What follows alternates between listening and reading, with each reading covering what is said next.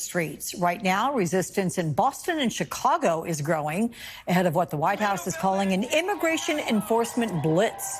NBC's Adrian Broadus is in Chicago for us. So, Adrian, another chat with you about this. I'm curious what we're hearing from the administration today about what they have planned. Yeah, we are. In fact, we heard from via CNN President Trump's border czar, Tom Homan. He said Chicago and other sanctuary cities should, quote, absolutely expect to see an upgrade in immigration enforcement this week. Here's more of what he said.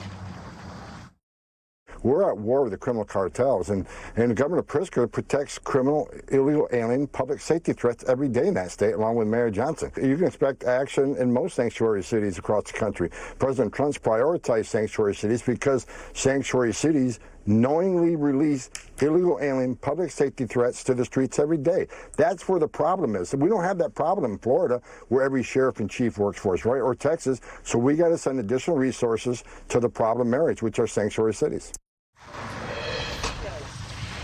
And before that interview, which aired on CNN today, we heard from Governor Pritzker on Friday. He spoke with MSNBC's Jen Psaki. Listen, the governor says he's not denying that Chicago has problems, but he, along with the city's mayor, Brandon Johnson, say the type of help they need is not the type of help the president and his administration are possibly planning to send here to Chicago. Governor Pritzker saying they would like more help taking guns off the street. If you look at some of the data, more than 80% of homicides in the city of Chicago involve some sort of firearm.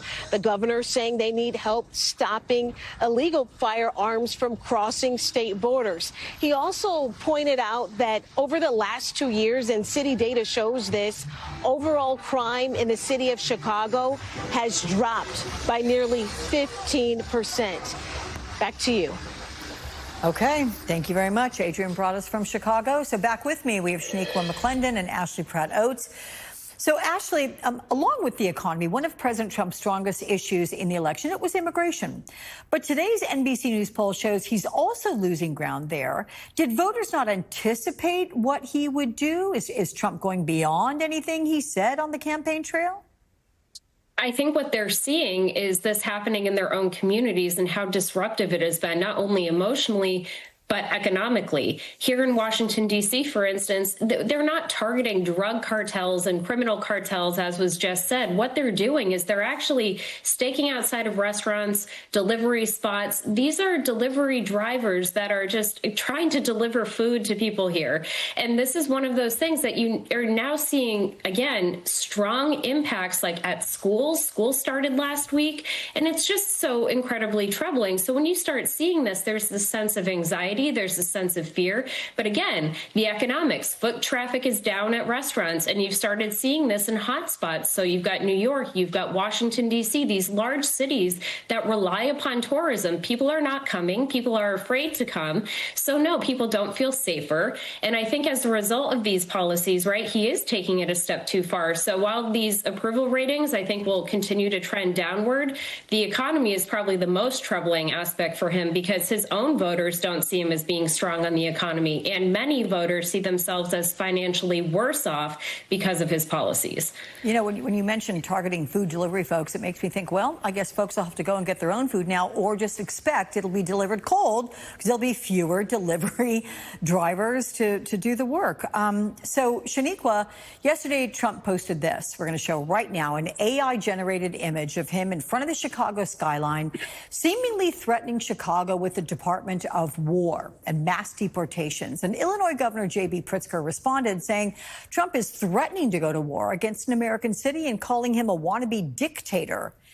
Is this the approach every Democratic governor needs to take now to fight back so strongly? Absolutely. I think we've seen that Donald Trump, when he doesn't receive strong pushback, he just keeps going. And every inch that we do not try to protect on the Democratic side is an inch he'll just take without a fight, which means he gets to keep just moving forward. And so it's been great to see Governor Gavin Newsom in California respond the way he did, and now see that Governor Pritzker is doing the same thing. Because if we just stand here and let this happen, we're going to lose our country. And I think some of the leaders in Washington could probably take some tips from those two governors.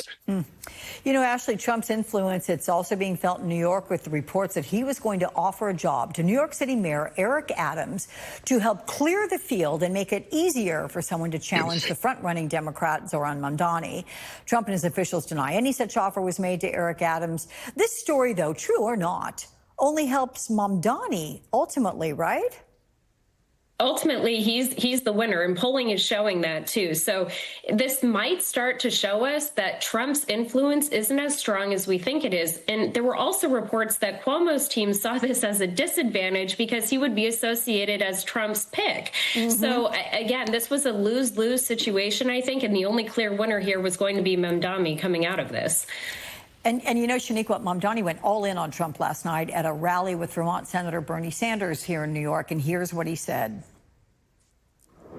When Donald Trump ushered through his so-called big, beautiful bill,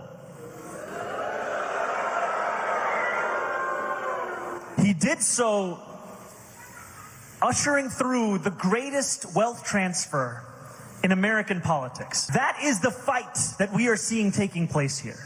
The interconnectedness of an attack on working people, all to enrich those same billionaire donors that gave us Donald Trump's second term. Is this the winning message for Democrats in 2026? You do a combination of anti-Trump and talk about the economics? I think those two things will help. But I think the thing that Mamdani has really figured out or is just really good at is communicating. You can give, I think we've seen this a lot, you give Democrats, direction on message. And if they can't deliver it well, the audience is not going to receive it well.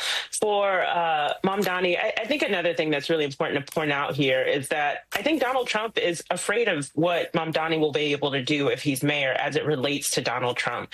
If Donald Trump knows anything, he knows optics and media presence, and him going back and forth with Mamdani is not going to be the same as when he goes back and forth with Chuck Schumer, when he goes back and forth with Hakeem Jeffries. He's going to bring it to him. And so I think he has a lot of interest in Mamdani not becoming mayor, not just because of being able to deliver a message that could help Democrats in some ways, but also being able to go up against him directly and call him out for how bad of a president and person he is.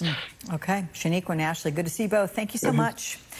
The new explanation for a weak second one jobs report, plus the hiring drought for blue-collar jobs.